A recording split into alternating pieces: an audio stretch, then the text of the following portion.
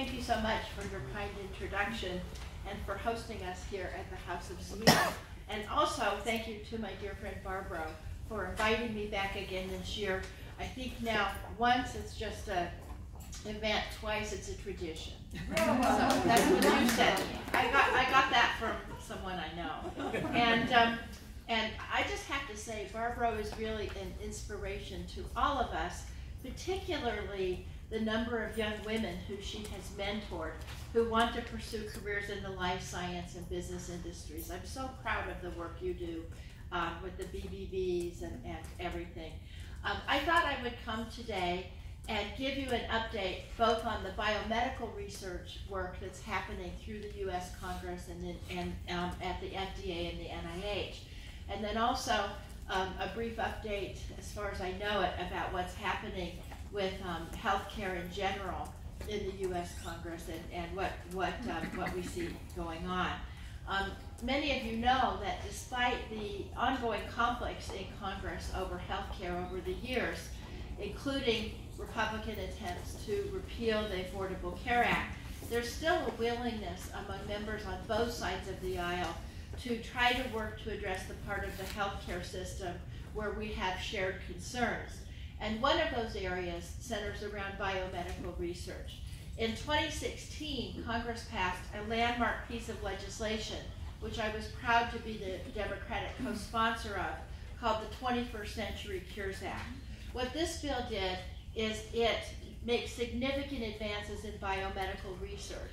It speeds up the development and approval process for new treatments of many of the world's most vexing challenges. And in writing the legislation, our goal was simple. We wanted to modernize how our country discovers, develops, and delivers groundbreaking treatments to patients. I worked on this bill with Congressman Fred Upton, a Republican from Michigan, and our co-sponsors, Lamar Alexander and Patty Murray over in the Senate, as well as many other influential individuals, including then Vice President Joe Biden, who of course was sponsoring his cancer moonshot initiative. And we didn't draft this bill out of thin air. We had several years of meetings with stakeholders and the people who know the problems best. We had meetings with researchers, patients, medical professionals, and other experts, and we finally passed the bill in the waning hours of the 115th Congress. It was the last major piece of legislation signed by President Obama before he left office. In just over 2 years since this bill was signed into law, we're already seeing some results. And a particular notice to this group, I think, are some of the opportunities around innovation and entrepreneurial development. The Cures Act increased funding for the National Institutes of Health by $4.8 billion over 10 years. And it also had several $1 billion through the Food and Drug Administration. The funding is being directed in a number of innovative ways. As I mentioned, the Cancer Moonshot received $1.7 billion to accelerate cancer research and to increase the number of therapies available to patients. In precision medicine, the All of Us program was a part of the Cures bill as well. What it does is it seeks to gather data from 1 million people living in the U.S. to help researchers develop ways to customize treatments and drugs to suit the genetic makeup of each patient. We've already enrolled over 150,000 people, and 3/4 of those people are from individuals traditionally underrepresented in biomedical research. This is one of Dr. Francis Collins' main initiatives. The Brain Research through Advancing Innovative Neurotechnologies initiative was aimed at improving our understanding of how the brain encodes, stores, and retrieves information, which helps us transform our ability to diagnose neurological and mental disorders. That initiative received $400 million last year, which was a 50% increase from the year before. So far, more than 100 research institutions have received awards to support brain initiative projects in a wide range of fields from engineering to psychology. Now, many of the most recent Brain Initiative awards have gone to explore the human brain directly, but like the cap of a wireless optical tomography cap for scanning human brain activity, the development of a non-invasive brain-computer interface system for improving the lives of paralysis patients, and the testing of non-invasive brain stimulators to treat schizophrenia, attention deficit disorders, and other brain diseases. But the NIH is looking at other ways to use these funds for things like innovative imaging and neurotechnologies to look for non-addictive treatments like pain as part of NIH's Helping to End Addiction Long-Term initiative. Then another initiative that the 21st Century Cures bill spawned was the Eureka competition. What this is, the NIH supports prize competitions to improve health outcomes for serious diseases that represent a significant burden to the U.S. healthcare system. And so on September 11, 2018, for example, the National Institute for Aging announced its Alzheimer's Prize Challenge to improve care for older adults with dementia. And the competition, if anybody needs something to do, the competition is accepting submissions until June 2019 and will announce the winners of the $250,000 prize in September. Initiatives like this are really working to reduce the obstacles to data sharing and encourage more patient engagement. And then beyond these important initiatives, as I mentioned, the Cures Act also gave the FDA a new set of tools and authorities to modernize its review mechanisms and to streamline the clinical trial process to allow consideration of patient experience data. A couple of examples. It gave a boost to the FDA's Breakthrough Therapy Designation program that helps fast-track drugs and devices that treat life-threatening diseases. And I was privileged to work on the first Breakthrough Therapies designation. This expanded that designation and included devices in the designation. And also it created the Oncology Center of Excellence at the FDA to coordinate the agency's review process of new cancer treatments. It's the first inter-center institute that focuses on a specific disease area rather than a type of product, and it's already yielding significant advances. For example, Dr. Gottlieb, the FDA administrator, recently told Congress that last year the FDA approved for adult and pediatric patients the first cancer treatment based on a tumor's biomarker rather than this tumor's site or cell type. The immunotherapy was granted accelerated approval and demonstrated efficacy in treating certain tumors that progressed following treatment for colorectal cancer and other types of cancer. In November 2017, using a coordinated cross-agency approach, the Center for Devices and Radiological Health approved the first breakthrough designated next-generation sequencing-based in vitro diagnostic test to identify patients with any of 5 tumor types who might benefit from 15 different FDA-approved targeted cancer treatment options. OCE reported the review team in evaluating this innovative program, which provides patients and healthcare professionals access to critical information in any one test report, avoiding the need for duplicative biopsies. So these are just some of the ways this important bill has already revolutionized how our country supports medical research and innovative new approaches to medicine. So now what? What will happen this year? We expect the NIH to release its strategic plan for advancing biomedical research and funding later in the year. We also expect the FDA to issue new draft guidance to the complex, adaptive, and other novel trial design in the development of new drugs or biologics by the end of the year. And we expect the Office of the National Coordinator for Health IT to issue its proposed rule on information blocking, as well as other tasks around interoperability. But you know, as Fred and I were looking at these important developments, it's important to remember we still have a lot to do to help patients, and those of you in the biomedical industry know this. And so what we are, what Fred and I are doing right now is exploring the areas where we really need improvement, most urgently interoperability. And we are getting ready to, we're having a debate whether we're going to call it either Cures 2.0 or Daughter of Cures. So we'll see. Stay tuned.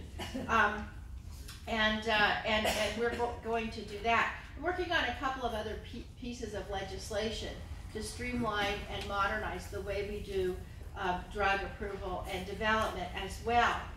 In January, the House of Representatives approved a bill that I worked on to streamline the FDA's process for over-the-counter drugs, while at the same time giving the agency the tools they need to address the adverse safety concerns. Now, I'm working with my colleagues in the Senate, trying to get them to take this bill up. I also released a draft, many of you might be interested in this, of legislation that would establish a framework for overseeing in vitro clinical tests, like test kits and laboratory developed tests. This bill would establish a new regulatory framework for diagnostic and genetic tests that's more in line with modern technologies. And then finally, I also recently introduced legislation to speed up the approval process for biosimilars. Those of you who work in this space know the often lengthy and costly FDA approval process for biosimilars is stifling competition, and it's preventing some drug makers from entering the marketplace here in the U.S. And last Congress, along with Congressman Tom Reed, a Republican from New York, we sent a letter to Scott Gottlieb urging him to create a new regulatory pathway for biosimilars to piggyback on some of the early clinical trials that are brand name of the drug used to get approval. And in December, the FDA issued new guidelines that created this fast-track approval process. So this is in process now. And earlier this month, just to make sure that this stays, so to give certainty to the industry and everyone else, I introduced a new bill that would codify these regulations into law. So I want to talk for a minute about what's happening in healthcare to you, but before I do that, people keep asking me, people in the biomedical area keep asking me what's going to happen with NIH funding and with FDA funding. Someone just asked me that last night, as a matter of fact, because they saw the Trump budget.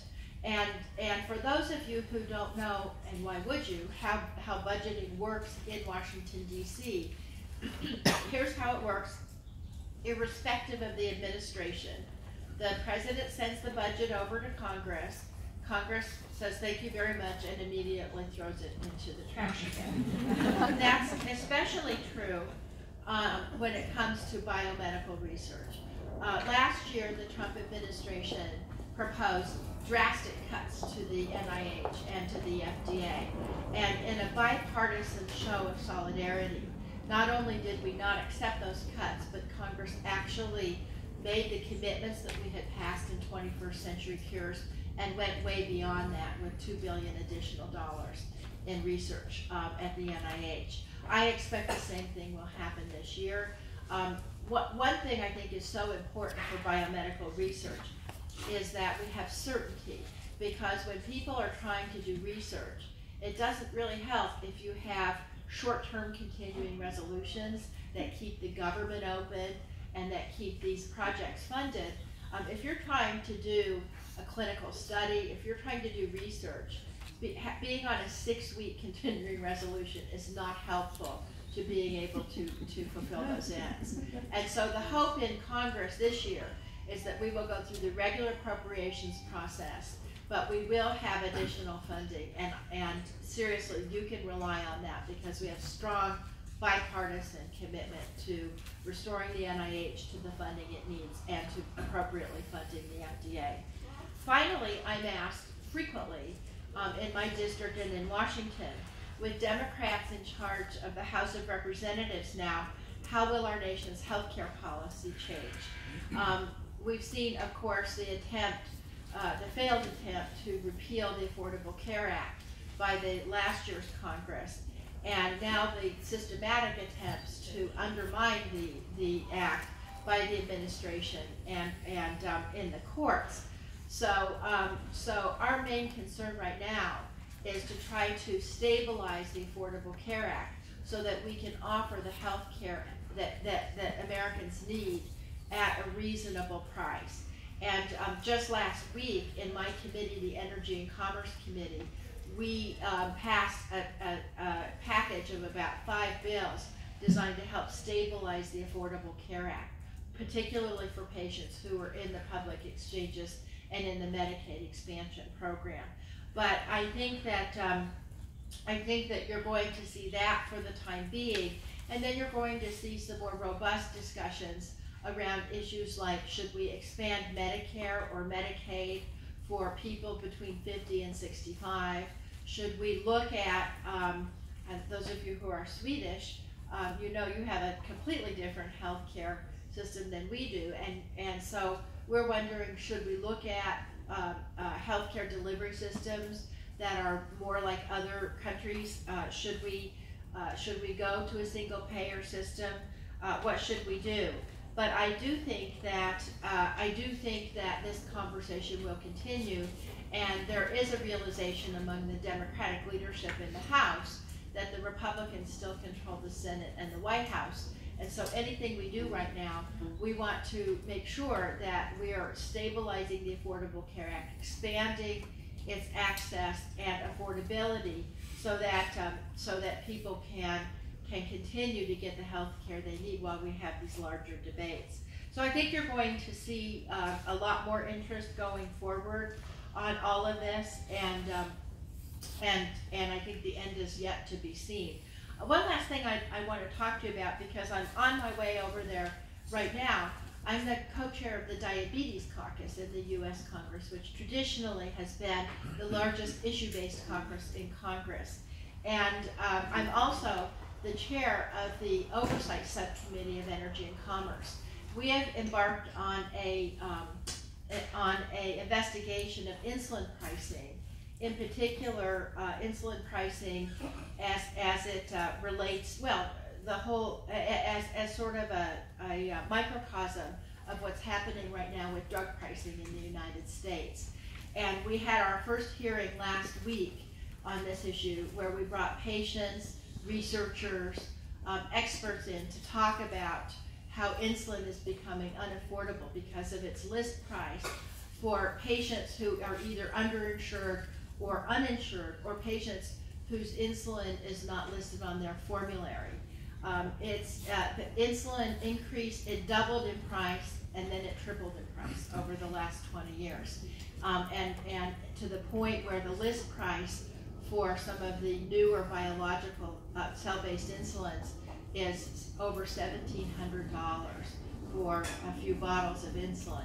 And of course, people who are insured pay much, much less than that, but people who aren't insured end up paying that list price.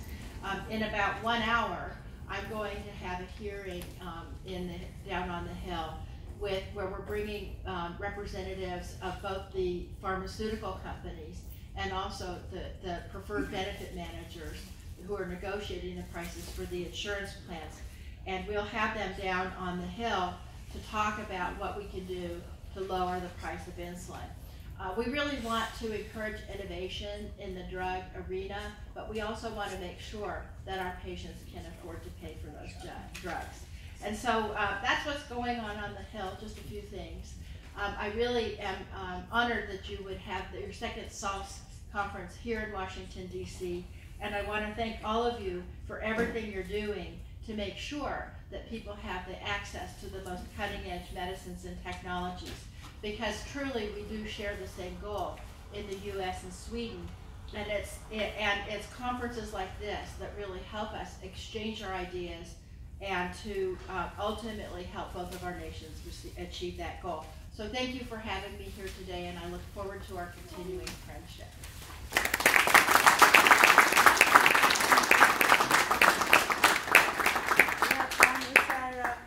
Any question here? Yeah, I know there are many questions. Yeah, you have 2 minutes. Okay, 2 minutes? No, not all. She'll give me 5 minutes. Yes, please. Could I ask you, on the one hand, on the one hand, we outside of the US do hear about the fundamentalists that do believe that the world was created in 7 days, etc. On the other hand, you have the fantastic life science research in this country. Do we make too much of the fundamentalists, as it were? I mean, do they have any real influence in what would, you know, the funding issue and the debates to come in the next couple of years? So I've been very, I was also, as Barbro knows well, and some of you know, I was the chief author of the stem cell legislation that passed the House twice and was vetoed, and the subject of my book, which she's holding up.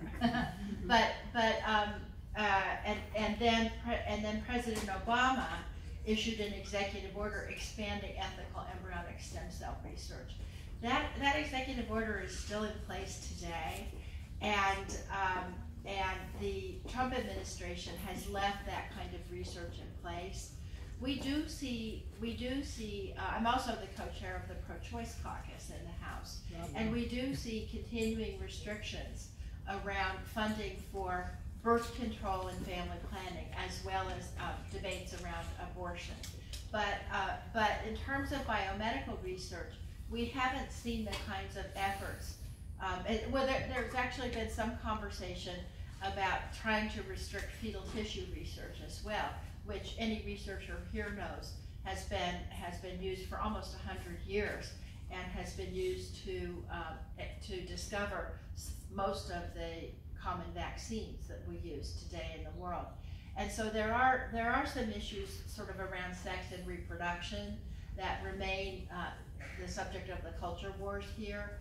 But for the most part, biomedical research has been, people realize that we need to preserve that and to fund that. And so people like me, and frankly, many of my moderate Republican colleagues are really pushing to have research that's of course ethically based, but also uses whatever techniques that we need. It is a little overblown in that most of the research we're doing is completely science-based, and there's a commitment to that in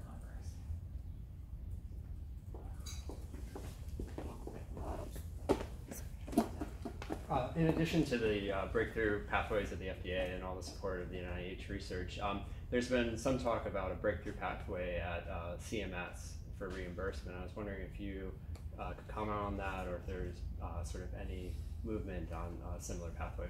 One of the issues there has been discussion around trying to do some kind of an expedited process at CMS.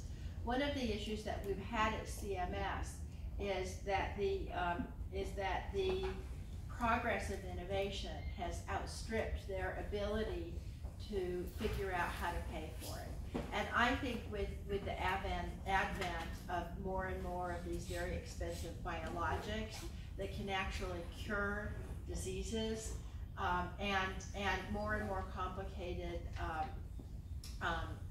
technologies as well, devices, I think this problem's only going to get more difficult. So we have talked to CMS, and we've been talking amongst ourselves too. Is when we do Cures 2.0, should some kind of a path at CMS be in that legislation?